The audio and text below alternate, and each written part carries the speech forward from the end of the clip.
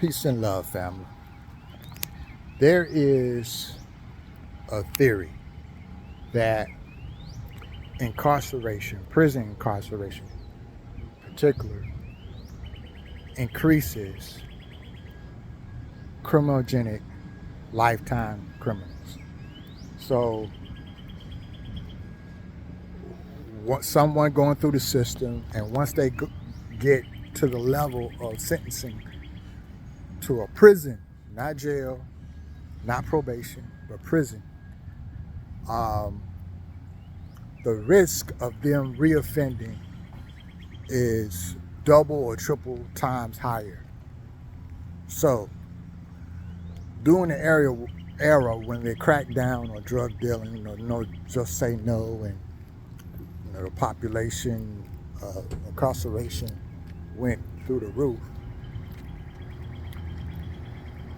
How many of those offenders, or said offenders, actually end up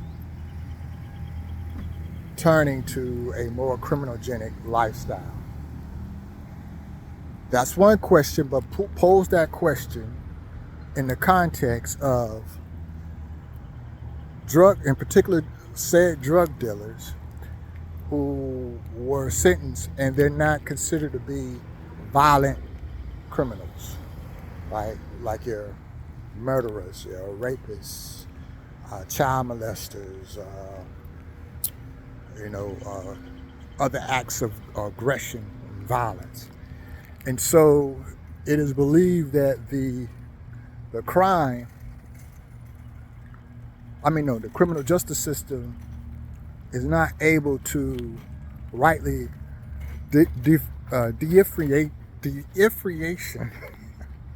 tell the difference, okay? Yeah. Tell the difference between a violent criminal and a non-violent criminal. Those who need to be locked up and those who really don't need to be locked up because they're not a threat violently or aggressively to the community. But by mixing these groups together, in some way you create more criminogenic and maybe even more violent criminals that will be released back on the streets. So by you thinking, or the public thinking, lock them up, or some type of deterrence, where prison is to be a deterrent, that's another issue. Research shows that it doesn't deter. But by locking them up, that would deter them from, further doing criminal acts. But in counter reaction, it actually encouraged them to do criminal acts that they probably didn't even think about doing. Because when they come back out, what we call reentry, there's so many roadblocks with employment, housing, health, just a number of things that these offenders coming back in are really ostracized. And so now I've heard of efforts to try to pass law to help offenders reentry into the community where they can get a real second chance. But what kind of my thoughts was about during that whole drug era, or just say no and lock them up, 3 strikes you're out and so forth, was it a process of actually creating more criminals, where you actually feed the criminal justice system, feed these prisons, feed these programs?